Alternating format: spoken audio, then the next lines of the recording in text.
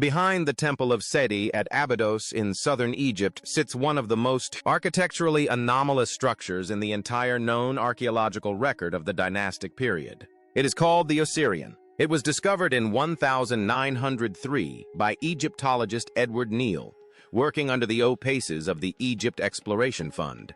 It was further excavated between 1902 and 1903 by Margaret Murray with the supervision of Flender's Petri. It was reinvestigated in the 1920s by Henry Frankfurt. It is built from granite blocks weighing up to 100 tons each. It is assembled with no mortar. The doorway clearances exceed 12 feet in height. The structure was originally below the water table when it was discovered and remains partially flooded today.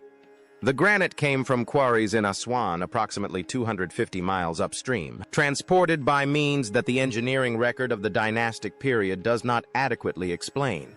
And the inscriptions of Siu, the only direct epigraphic evidence used to date the structure, are carved into walls that, by every honest reading of the 1903 excavation report, were already standing before he ever arrived. What is actually written in the 1903 excavation report is the part of the story that most coverage has never given. Edward Neil did not date the Osirion to the 19th dynasty. In his 1914 publication, The Osirion at Abidos, he proposed that the structure predated dynastic Egypt entirely. Margaret Murray, in her own 1904 publication, came to a similar conclusion. Both researchers were eventually overruled by the institutional consensus that emerged in the 1920s, which attributed the structure to Sei Wand as a cenotaph based on the surface inscriptions. The original chronology was not refuted. It was set aside for the next 100 years. The architectural anomalies, the impossible block weights, the precision of the cut joints, the absence of mortar, the engineering signature of a construction technology that does not match anything else from the 19th dynasty sat in the published record without being seriously revisited until very recently. What modern survey work has been quietly returning about the structural geometry? Why the closest architectural parallel in all of Egypt is not another 19th dynasty cenotaph, but a structure on the Giza Plateau that mainstream Egyptology has the same difficulty dating what the actual block weights, the doorway clearances, and the load-bearing tolerances of the central hall imply about the bodies of the people the structure was designed for. These are the questions that one flooded granite enclosure behind a 19th dynasty temple has, now placed at the center of one of the longest-standing chronological disputes in Egyptian archaeology. The temple was built by Seti. The Osirion was already there when he arrived. What it was actually built for and by whom is the part of the story that the inscriptions on its walls were never able to fully cover. To understand what the Osirion actually is and why its existence poses problems that mainstream Egyptology has never satisfactorily resolved, you first have to understand where it sits, what surrounds it, and why Abidos itself was the most sacred ground in ancient Egypt. Abidos is located in southern Egypt, approximately 300 meters south of Cairo on the western bank of the Nile. It was for over 3,000 years the center of the Osiris cult, the worship of the god of death, resurrection, and the afterlife. The site contains some of the oldest royal tombs in Egypt. The cemetery at al-Kab holds the burials of First Dynasty pharaohs dating back to approximately 3000 BC. The tomb of Jer, a First Dynasty ruler, was identified during the Middle Kingdom as the actual tomb of Osiris himself and became a major pilgrimage destination. Abidos was where Egyptians went to connect with the dead. It was where they believed the boundary between the living world and the realm of Osiris was thinnest. Sedi, who ruled during the 19th dynasty from 1290 BC to 1279 BC, built one of the most magnificent temples in Egypt at Abidos. The Temple of Siwan is famous for the Abidos king list, a carved inscription listing the names of previous pharaohs in chronological sequence, and one of the most important documents in Egyptology for establishing royal succession. The temple is a masterpiece of New Kingdom architecture. Its reliefs are among the finest surviving examples of Egyptian religious art. Its construction is well documented. Its purpose is clear, and its attribution to Set is beyond dispute. Behind the temple, connected by a long corridor, sits something else entirely: the Oyon. The structure was not visible when Sedwani Temple was constructed. It was buried, The entrance corridor descends from the level of the temple down into a subterranean chamber that sits below the water table of the Nile floodplain. The Osirion was excavated between 1902 and 1903 by a team from the Egypt Exploration Fund led by Swiss Egyptologist Edward Neil. Margaret Murray, working under the supervision of Flender's Petri, conducted detailed documentation of the structure and its features. What they found did not match what they expected. The Osirion is constructed primarily of massive blocks of red granite and sandstone. The central hall contains 10 enormous granite pillars arranged in 2 rows, supporting architrave blocks that span the gaps between them. The largest of these architrave blocks weigh approximately 100 tons. For perspective, the average granite block in the Great Pyramid weighs between 2 and 15 tons. The largest blocks in the King's Chamber weigh approximately 50 to 80 tons. The Osirion's architraves sit at the extreme upper end of what ancient Egyptian engineering is documented to have achieved and remain an extreme example of scale. The granite came from Aswan approximately 250 miles upstream. It was quarried, transported, and set into place with a precision that Neville and Murray found extraordinary. The blocks are fitted without mortar. The joints are tight enough that a knife blade cannot be inserted between them. The surfaces are dressed with a smoothness that suggests extended finishing work. The overall impression is of a structure built to last forever by people whose engineering capabilities exceeded what the 19th dynasty typically demonstrated. Novell's conclusion, published in 1914, was that the Osirion predated dynastic Egypt. He based this assessment on several factors. The architectural style was unlike anything else from the New Kingdom. The 19th dynasty was characterized by elaborate decoration, extensive hieroglyphic inscriptions, and ornate relief carving. Sedi's temple, immediately adjacent to the Aron, exemplifies this style, with every surface covered with religious imagery and royal texts. The Osirion, by contrast, is austere. The original construction shows minimal decoration. The massive granite blocks are plain. The aesthetic is monumental rather than ornamental.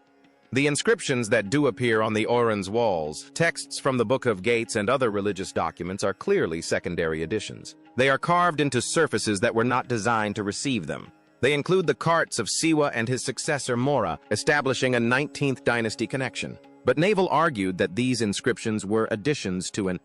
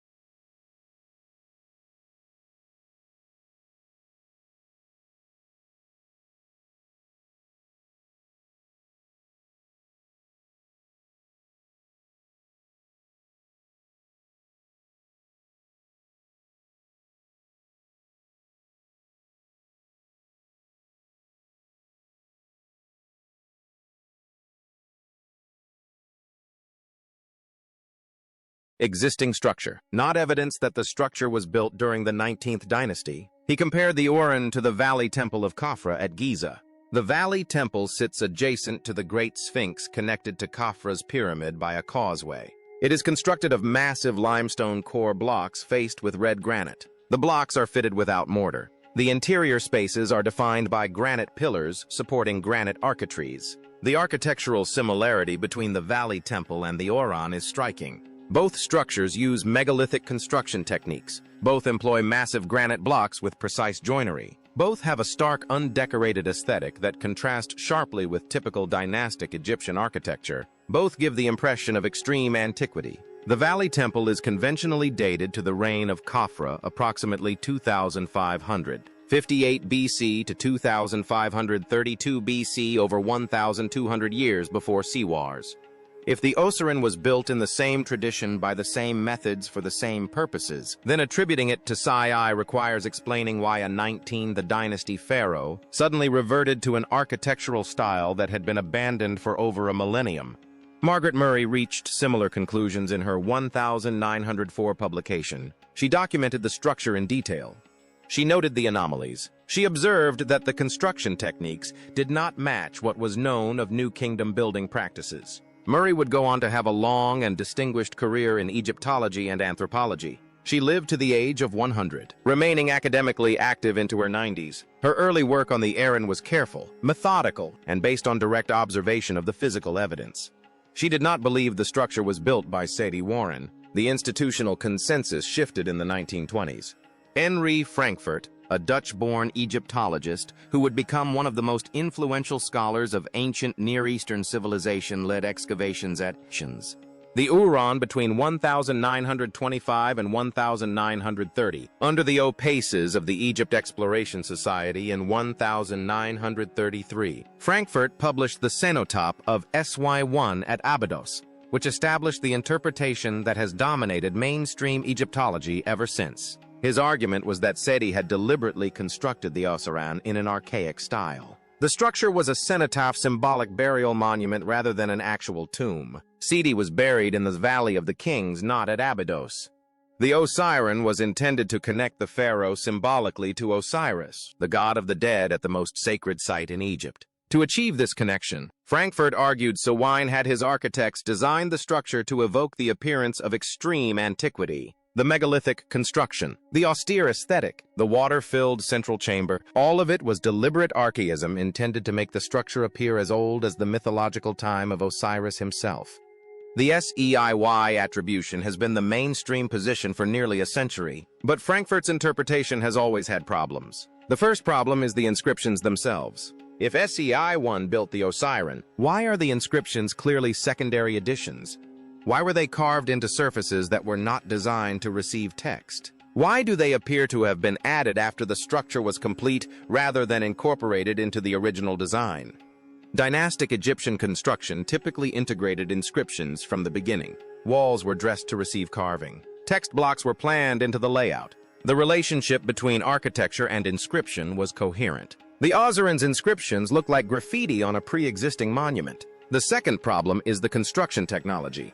The 19th dynasty produced magnificent architecture. Sewan's temple at Abidos shows what New Kingdom builders could achieve. But that temple uses construction techniques typical of its era with relatively modest block sizes, liberal use of mortar and surfaces prepared from the beginning for carved decoration. The Osirion uses completely different techniques. The blocks are larger, the joinery is tighter, the mortar is absent. The aesthetic is fundamentally different. If Sedi-wise architects could build in the megalithic style when they wanted to, why did they never do so anywhere else? Why is the Osirion unique in the entire corpus of New Kingdom architecture? The archaism argument requires believing that 19th dynasty builders possessed capabilities they never demonstrated elsewhere and chose to deploy them exactly once for a single structure and then abandon the technique permanently. The flooding visible today may be more extensive than what was present in antiquity. More significantly, the construction does not appear to have been designed for permanent submersion. The granite blocks show wear patterns consistent with water exposure, but the overall engineering does not suggest a structure intended to be underwater. The precision of the joinery, the finishing of the surfaces, the scale of the architraves, all suggest a structure designed to be seen and used, not submerged. If the Osirion predates the current water table level, if it was built when the floodplain was lower or the water table was deeper, then the flooding is a consequence of environmental change, not original design intent. This would support an earlier date. The fourth problem is the scale. The Osirion is built for beings larger than the average human. The doorways are oversized. The passages are wider than necessary for normal human traffic. The proportions of the central hall suggest a space designed for occupants taller than the Egyptian population of any documented era. The ceiling heights, the dimensions of the pillars, the scale of the granite blocks, all imply construction for people who were not the same size as the 19th dynasty Egyptians who supposedly built the structure. This observation was noted by early researchers but has been largely ignored in subsequent mainstream discussion. The question is simple. If Si built the Osirion for his own use as a cenotaph where his symbolic burial would be enacted, why did he build it to proportions that would dwarf his own body? Egyptian royal architecture was typically scaled to human dimensions. Temples were monumental, but the spaces within them were designed for human use. Doorways accommodated human bodies, and passages allowed human traffic. The relationship between architectural scale and human scale was consistent. The Osirion breaks this pattern. Its chamber spaces are larger than they need to be for human occupancy. The proportions suggest occupants of a different physical stature. Robert Shaw is a geologist at Boston University whose 1992 presentation to the Geological Society of America on the weathering patterns of the Great Sphinx established one of the most consequential alternative chronology arguments in Egyptology. Schul argued that the vertical weathering patterns on the Sphinx enclosure walls were consistent with rainfall erosion that would have required thousands of years of precipitation that the Giza Plateau has not experienced since the end of the African humid period approximately 5,000 years ago. If Schoch is correct, the Sphinx is older than dynastic Egypt. Schoch has extended his analysis to other structures including the Osireion and the Valley Temple of Khafra. He argues that the megalithic construction style shared by these structures represents a pre-dynastic building tradition, a civilization capable of quarrying, transporting, and setting massive stone blocks with a precision that dynastic Egyptian builders inherited but did not fully replicate. The argument is not that dynastic Egyptians were incapable builders. The pyramids, the temples, the tombs all demonstrate extraordinary engineering achievement. The argument is that certain specific structures show evidence of a different, possibly earlier construction tradition that dynastic builders incorporated, adapted, and eventually lost. The Osirion would be one of these structures. Robert Bouval, a Belgian Egyptian engineer, has collaborated with Schul and others in developing the alternative chronology framework. His work has focused on astronomical alignments and the relationship between Egyptian sacred sites and celestial geography. Graham Hancock, the British author, has popularized these arguments in a series of books that have reached millions of readers worldwide. The mainstream Egyptological response to these researchers has been largely dismissive, but the dismissal has not addressed the specific anomalies that Neil and Murray documented over a century ago. The blocks are still oversized. The joinery is still mortless. The style is still inconsistent with documented 19th dynasty construction. The inscriptions are still secondary additions. The proportions are still scaled for beings larger than normal humans.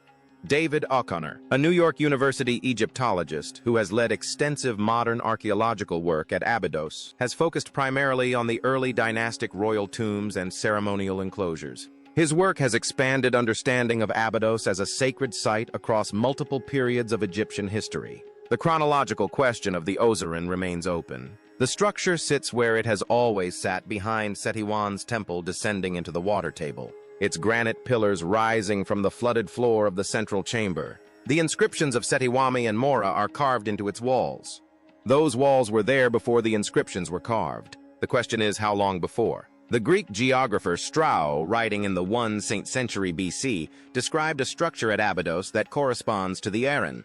His account provides one of the earliest Western references to the site, evidence that the structure was known and visited in antiquity over 1,000 years after Seti's reign. Strabo did not attribute the structure to Seti.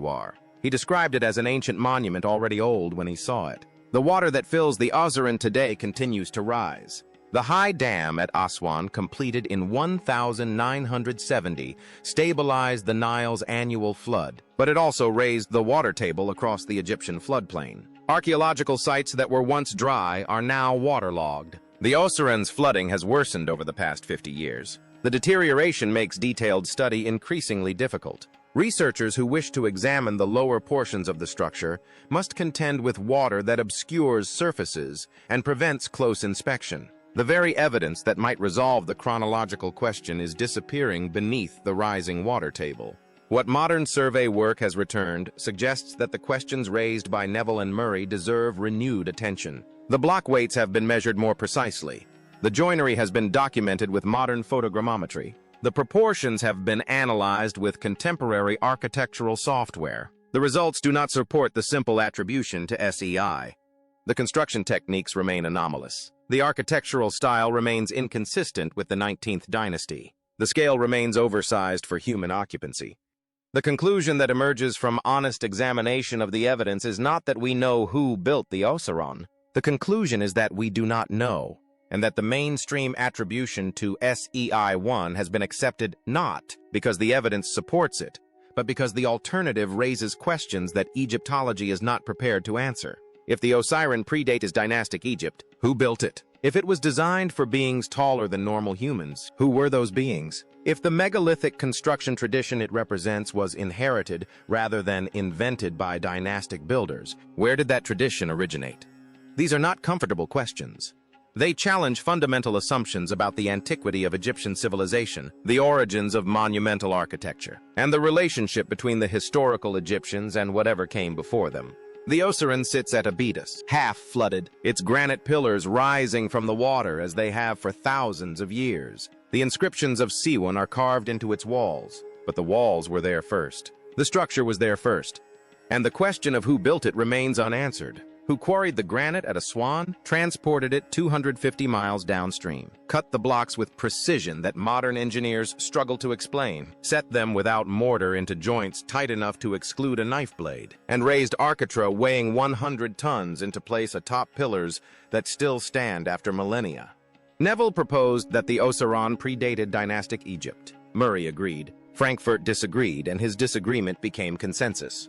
But consensus is not evidence. The evidence is in the stone, in the blocks, the joints, the proportions, the scale. The evidence suggests that whoever built the Osirion was capable of things that 19 the dynasty Egypt did not typically demonstrate. The evidence suggests that the structure was designed for occupants whose bodies were not the same size as the Egyptians who later carved their inscriptions into its walls. The evidence suggests that the conventional explanation is incomplete. The Osirion was not built by Sedi wars.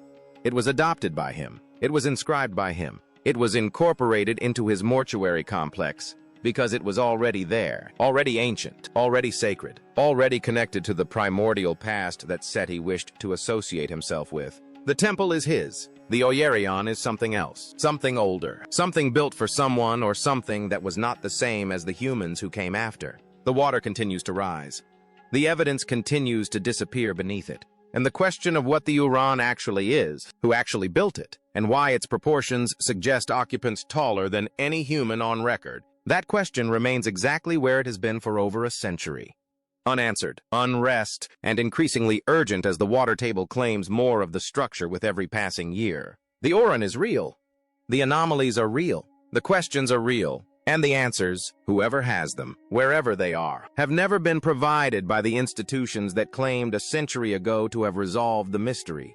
The mystery is not resolved. It is waiting. It has been waiting since Neville first descended into that flooded chamber in 1903 and realized that what he was looking at did not match anything he had been trained to expect. The Osirion is still there. The questions are still there. And the silence of mainstream Egyptology on the specific anomalies that Neville and Murray documented over a century ago is at this point an answer in itself. They do not know who built it. They have never known. And rather than admit the limits of their knowledge, they attributed it to Seti wines and moved on. The stone knows the truth. The proportions know the truth. The scale knows the truth. And someday, perhaps soon, before the water claims the last of the evidence, someone will finally ask the questions that the evidence has been demanding for over 100 years. Who built the Osirion? Who were they building it for? And why were the doorways tall enough for beings that do not match any human population on record? The answers are there. They have always been there. They are just waiting for someone with the courage to look.